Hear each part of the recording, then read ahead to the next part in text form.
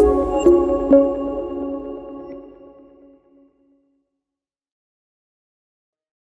evening, ladies and gentlemen, my brothers and sisters in Jesus Christ. It is such a joy to be back in this program Lentera Malam Jemaat Rantepao. We thank God for all the blessing and time He still gives us till now.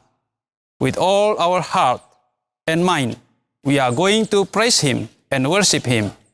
Marilah kita mendengarkan firman Tuhan.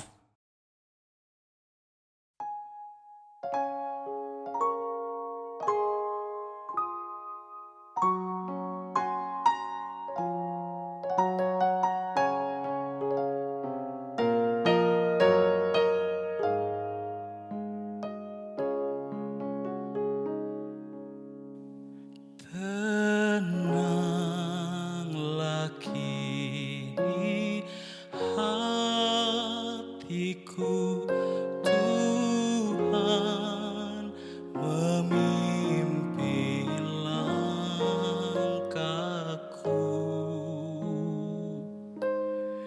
Di tiap saat dan kerja tetap ku rasa tangannya. Tuhanlah yang membimbingku, tanganku dipegang teguh. Hatiku berserah penuh, tanganku dipegang teguh.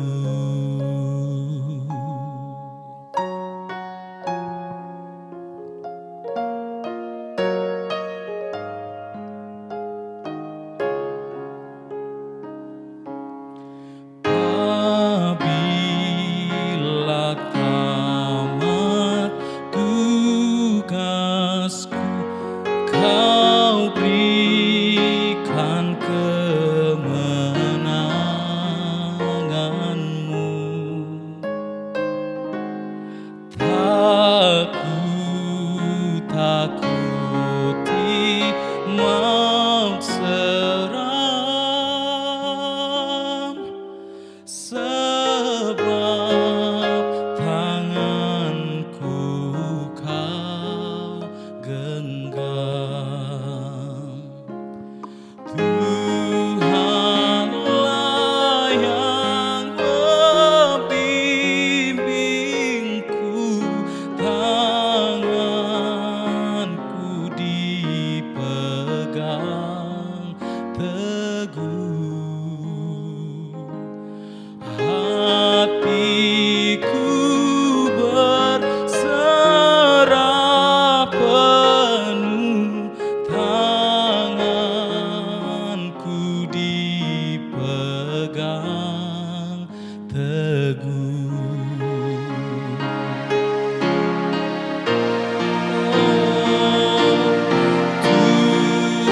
Tuhanlah yang membimbingku, tanganku dipegang teguh. Hatiku berserah penuh, tanganku dipegang teguh.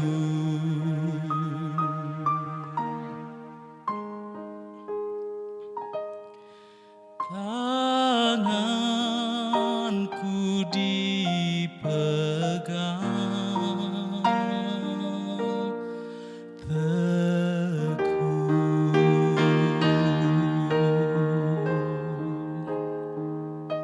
Syukur boleh kembali bertemu pada malam hari ini, dan Sebelum kita mendengarkan, merenungkan firman Tuhan lebih jauh, mari kita tunduk kepala kita berdoa. Kami sungguh bersyukur Tuhan. Tahun-tahun perjalanan kehidupan kami terus berjalan, dan kami akui kadang-kadang dalam keputusasaan kami tidak tahu lagi bagaimana harus meminta dan memohonkan hal yang terbaik dan tepat dalam pandangan Tuhan. Tapi hari ini kami mau belajar betapa Tuhan sanggup memberikan lebih dari yang bisa kami pikirkan dan kami minta. Tolong hamba-Mu untuk menyampaikan apa yang Tuhan mau, agar kami semakin mengerti betapa luar biasa kasih-Mu yang melampaui segala akal dan pemikiran kami. Berbicaralah Tuhan, dalam nama Anak Yesus Kristus kami berdoa. Terpuji nama Tuhan. Amin. Saudara-saudara yang kekasih di dalam Tuhan, segenap pemirsa Lentera Malam.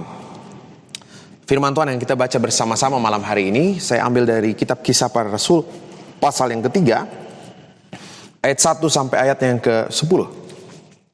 Kitab Kisah Para Rasul, pasal yang ketiga, ayat pertama sampai ayatnya yang ke-10. Ini kisah tentang penyembuhan seorang lumpuh, yang lumpuh sejak lahir, umurnya 40 tahun lebih, dan Tuhan anugerahkan kesembuhan kepadanya. Saya bacakan saudara-saudara. Pada suatu hari menjelang waktu sembahyang, yaitu pukul 3 petang, naiklah Petrus dan Yohanes ke bait Allah. Di situ ada seorang laki-laki yang lumpuh sejak lahirnya, sehingga ia harus diusung. Tiap-tiap hari orang itu diletakkan, ya, jadi seperti barang ini, diletakkan dekat pintu gerbang bait Allah yang bernama Gerbang Indah untuk meminta sedekah kepada orang yang masuk ke dalam bait Allah.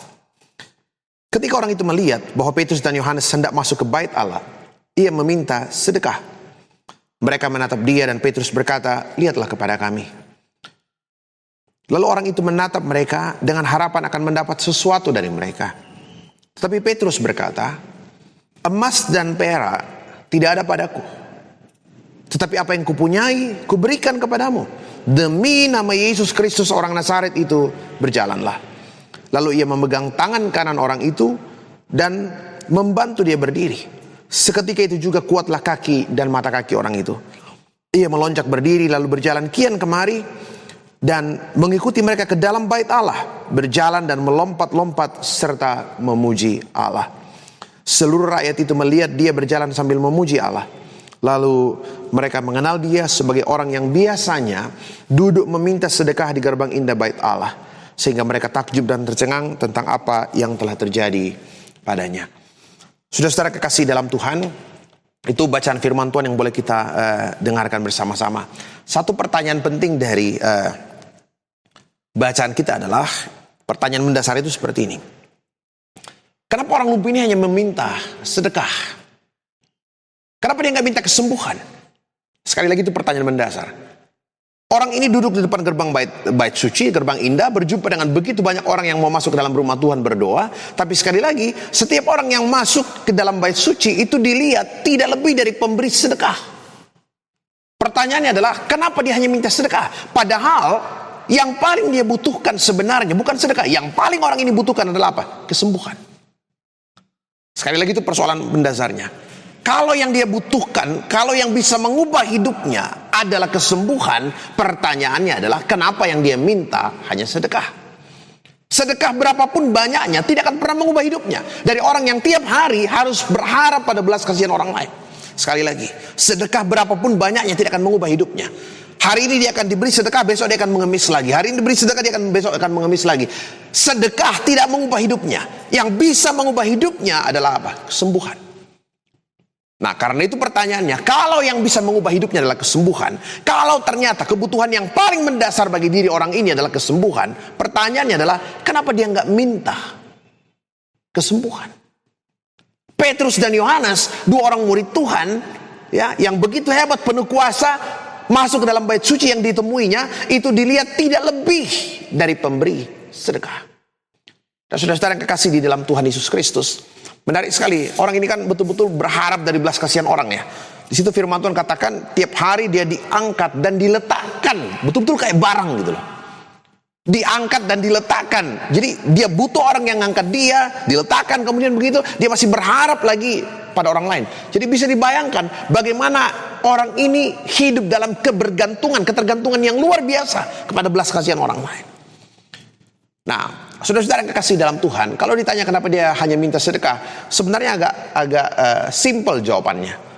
Kalau kita baca cerita ini sampai ke belakang, misalnya dalam Kisah Rasul pasal 4 ayat 22, di situ kita tahu orang ini kalau ditanya kenapa dia tidak minta kesembuhan, sederhana saja. Di situ di pasal 4 ayat 22 dikatakan orang itu sudah 40 tahun lebih umurnya dan dia lumpuh sejak lahir. Lumpuh sejak lahir 40 tahun umurnya. Jadi sederhana, kalau ditanya kenapa dia tidak minta kesembuhan, sederhana. Sebab apa? Terlalu lama dia lumpuh.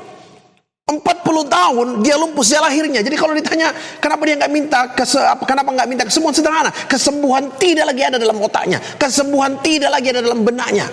Memang dari sononya begini Pak Pendeta. Memang dari lahir sudah begini. Ya nggak usah lah pikir macam-macam. Ya memang dari sononya begini. Mau diapain lagi? Coba bayangkan. Kalau ditanya kenapa dia nggak minta kesembuhan, sederhana. Waktu pergumulan yang puluhan tahun membuatnya sama sekali tidak bisa berbuat apa-apa. Mimpi pun nggak. Saya yakin orang ini berdoa pun nggak lagi minta kesembuhan. Sebab apa? Dia sudah dari sananya seperti ini. Kesembuhan tidak lagi ada dalam pikirannya. Kesembuhan tidak lagi ada dalam benaknya. Pergumulan yang panjang 40 tahun membuatnya tidak mampu lagi bermimpi, punya harapan tentang satu kehidupan yang lebih baik. Dan kita tahu waktu yang panjang itu memang tantangan buat iman kita. Ya. Yang gak usah orang biasa. Abraham pun bapak seorang beriman betul-betul bergumul dengan waktu. Imannya diuji dengan apa? Waktu. Dia dipanggil umur 75 tahun. Nanti Ishak lahir itu kan umur 100 tahun. Dia 25 tahun dia tunggu sejak dari dipanggil gitu. Dalam masa penantian itu kan berkali-kali terjadi pergumulan, dinamika iman. Dia sempat bilang sama Tuhan, halo coba gimana? Coba Ismail aja lah yang berkenan sama Tuhan. Tuhan bilang tidak, bukan Ismail. Tetap dari Sarah anakmu yang akan jadi anak perjanjian. Nah, apa yang membuat mereka bergumul? Waktu yang panjang. Nah, jadi kalau ditanya, saudara-saudara, kenapa dia nggak minta kesembuhan? Sederhana. Terlalu lama dia lumpuh. Kesembuhan sama sekali tidak ada dalam pikirannya. Kesembuhan saya bayangkan tidak lagi akan pernah dimintanya dalam doa. Nggak mampu lagi dia berdoa, mengucapkan minta kesembuhan. Sebab apa? Memang dari sananya seperti ini. Nah, saudara-saudara kekasih dalam Tuhan, yang sangat menarik adalah apa? Yang sangat luar biasa adalah apa? Apa jawaban Petrus dan Yohanes kepada orang ini? Menarik sekali. Petrus bilang begini, orang itu minta sedekah. Ya, orang itu minta sedekah. Apa jawab Petrus? Petrus bilang begini, emas dan perak tidak ada padaku. Emas dan perak tidak ada padaku. Pertanyaannya, kenapa Petrus harus jawab emas dan perak? Kan pengemis itu nggak minta emas dan perak gitu loh. Dia hanya minta sedekah. Tapi pertanyaannya, kenapa harus dijawab dengan emas dan perak? Petrus katakan apa? Emas dan perak tidak ada padaku. Artinya apa? Emas dan perak itu dua hal yang sangat berharga, saudara-saudara. Dua hal yang begitu mulia, logam mulia, dua hal yang sangat indah dan luar biasa. Nah, kalau apa jawab Petrus? Petrus bilang begini, emas dan perak tidak ada padaku, tetapi apa yang ada padaku akan kuberikan kepadamu demi nama Yesus Kristus orang Nazaret itu. Berjalanlah.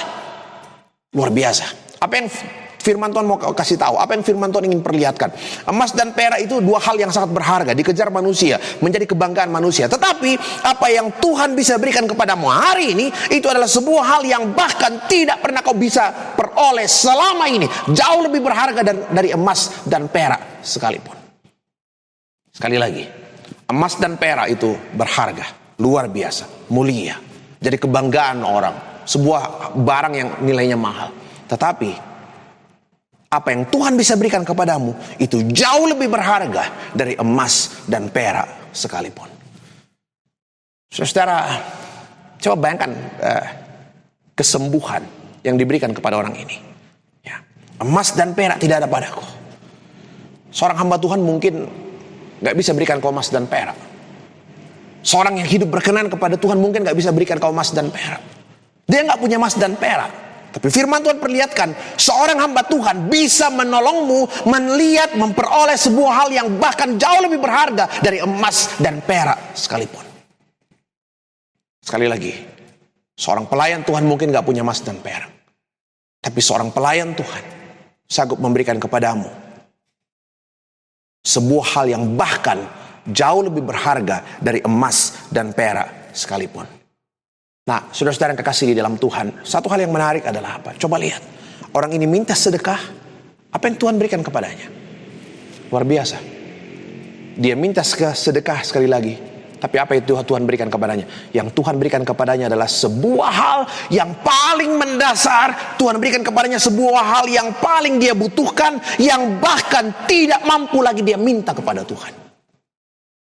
Apa yang Tuhan mau ajarkan? Tuhan kita itu luar biasa. Tuhan kita, Allah di dalam Yesus Kristus, adalah Allah yang sanggup memberikan kepadamu lebih dari yang kau minta. Tuhan yang kau sembah, Tuhan di dalam Yesus Kristus adalah Tuhan yang sanggup memberikan kepadamu lebih dari yang kau pikirkan, lebih dari yang bisa kau ucapkan, kau mohonkan kepada Tuhan. Dan itu Tuhan, saudara-saudara, Allah dalam Yesus Kristus. Dia yang tahu kebutuhan yang paling substansial dalam hidupmu. Dia tahu kebutuhan yang paling mendasar, yang bisa mengubah hidupmu. Sebuah hal yang bahkan tidak lagi pernah muncul dalam mimpimu, sebuah hal yang bahkan tidak pernah muncul dalam benakmu, mungkin sudah tak pernah kau ucapkan di dalam doamu. Seperti orang ini, Tuhan berikan kepadanya sebuah hal yang bahkan tidak mampu dia pikirkan dan minta kepada Tuhan. Saudara-saudara kekasih di dalam Tuhan, luar biasa. Sekali lagi, Tuhan sanggup memberikan lebih dari yang kau bayangkan dan pikirkan. Orang ini lumpuh 40 tahun. Ya, tiap hari dia duduk di depan gerbang bait suci, berjumpa dengan begitu banyak orang yang lalu lalang. Semua pejabat pasti lalu lalang masuk ke dalam bait suci. 40 tahun dia hidup, begitu banyak pejabat yang dia temui. Tetapi apa yang Tuhan berikan kepadanya hari ini adalah sebuah hal yang tidak pernah dia temui 40 tahun dalam hidupnya. Luar biasa. Yang tidak kau peroleh, tidak bisa kau peroleh dari orang lain. Sesungguhnya hal yang terbaik itu hanya mungkin kau peroleh dari Tuhan. Tuhan berikan lebih dari yang kau bayangkan dan kau minta. Saudara-saudara ingat Injil Lukas pasal 8, itu ada cerita tentang orang yang kerasukan legion. Ya, legion itu 6.000 setan gitu. Jadi bisa dibayangkan orang itu kerasukan setan, ya, legion itu 6.000 ya. Jadi luar biasa kerasukan legion. Dalam Injil Lukas dikatakan orang itu sudah tidak berpakaian, tiap hari tinggal di kuburan. Satu-satunya kehebatan orang itu adalah dia kuat sekali gitu. Begitu diikat dengan rantai, dia putuskan rantai itu. Saking hebatnya gitu. Nah, orang itu kerasukan legion. Nah, yang menarik adalah coba lihat bagaimana cara Tuhan menyembuhkan orang itu. Bagaimana cara Tuhan menyembuhkan orang itu? Bagaimana cara Tuhan menyembuhkan orang yang kerasukan setan gitu loh. Orang yang gak bisa berpikir normal. Pertanyaannya gini nih. Andai kata kesembuhan orang yang kerasukan setan itu, orang yang gila itu bergantung pada imannya, kemampuannya berseru kepada Tuhan, maka pertanyaannya adalah bagaimana dia harus minta kepada Tuhan kalau orang itu kerasukan setan? Doa macam apa yang diucapkan oleh seorang yang kerasukan setan yang gila? Gak bisa lagi minta kepada Tuhan. Jangankan mau berdoa, jangankan mau meminta sesuatu kepada Tuhan, pakai baju aja enggak.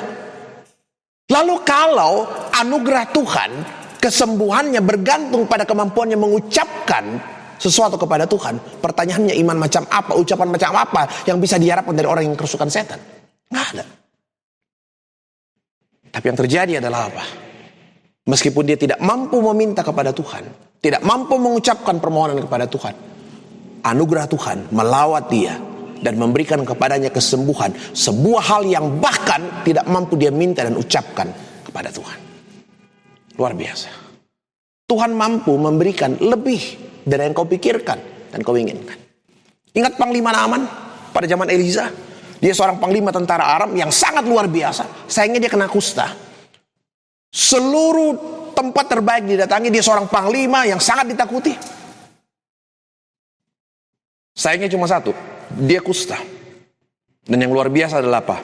Dalam segala kelemahannya, keterbatasannya, tiba-tiba seorang anak dari Israel yang jadi pembantu di rumahnya, dia katakan, di Israel ada seorang nabi, coba ke sana, gitu loh.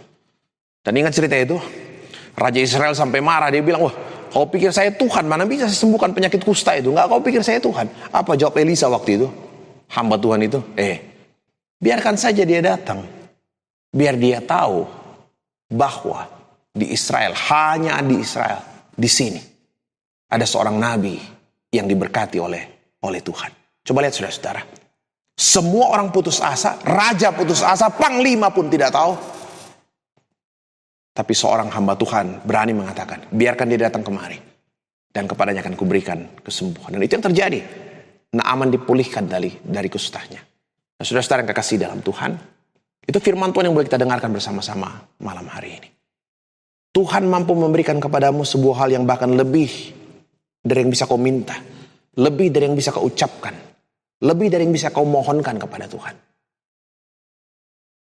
Mari terus hidup bergantung kepada Tuhan. Kita serahkan hidup kita ke dalam tangan pemeliharaannya. Banyak hal yang sulit kita pahami ya. Banyak hal yang kita pikirkan ke depan aja sudah capek kita pikirkan. Setahun, 2 tahun, 10 tahun, aduh susah kita pikirkan. Tak perlu ragu. Gantungkan hidupmu kepada Tuhan, kita percaya. Tuhan sanggup memberikan lebih dari yang kau minta, lebih dari yang kau pikirkan. Selamat malam, Tuhan memberkati. Amin.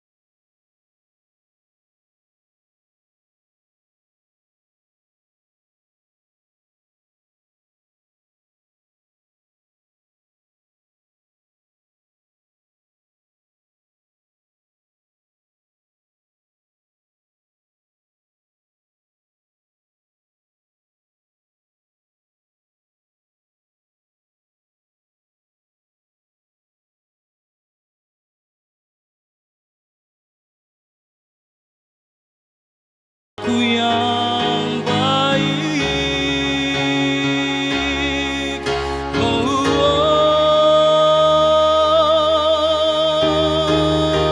sebab Bapa-Ku yang baik, mengerti bahasa tetesan air mata tak kau ku berjalan sendirian, sebab Kau Bapa-Ku yang baik, sebab Kau Bapa-Ku yang baik.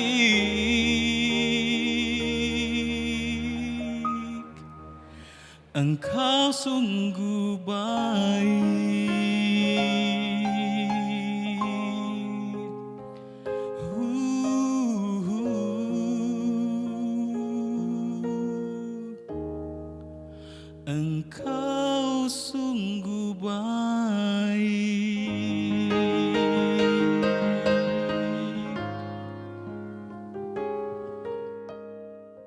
Saudara-saudara, mari kita berdoa. Tuhan, kami sungguh bersyukur Engkau perkenankan kami boleh menikmati isi hati Tuhan malam hari ini. Ajar kami untuk tidak pernah meragukan kuasa-Mu Tuhan. Dan sesulit apapun kehidupan kami, ajar kami untuk percaya meskipun pikiran kami, logika kami amat terbatas. Bahkan untuk meminta kepadamu pun kami terbatas. Tapi kami bersyukur, Engkau adalah Allah yang tidak terbatas. Engkau adalah Allah yang sanggup memberikan lebih dari yang bisa kami minta, lebih dari yang bisa kami mohonkan kepadamu. Engkau kenali seluruh hidup kami. Engkau tahu kebutuhan yang paling mendasar yang kami butuhkan untuk mengubah kehidupan kami menjadi hidup yang penuh dengan kemuliaan dan kasih sayang Tuhan. Berkati semua anak-anak-Mu, lawat mereka secara pribadi dalam keluarga, anak cucu mereka, usaha mereka, pekerjaan mereka, dan tak lupa kami berdoa. Seluruh gereja-Mu Engkau berkati, bumi dan bangsa kami Engkau pulihkan. Kami rindu melihat kemuliaan Tuhan hadir di tengah-tengah kehidupan kami. Pimpin kami malam ini, bahkan sepanjang hidup kami ya Tuhan. Di dalam nama anak Yesus Kristus kami berdoa. Terpuji nama Tuhan. Amin. Dear beloved congregation, we have enjoyed our time of praising our mighty God by listening to His words.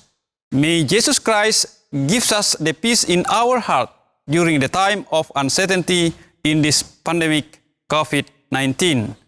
God bless us. Allah memberkati kita semua.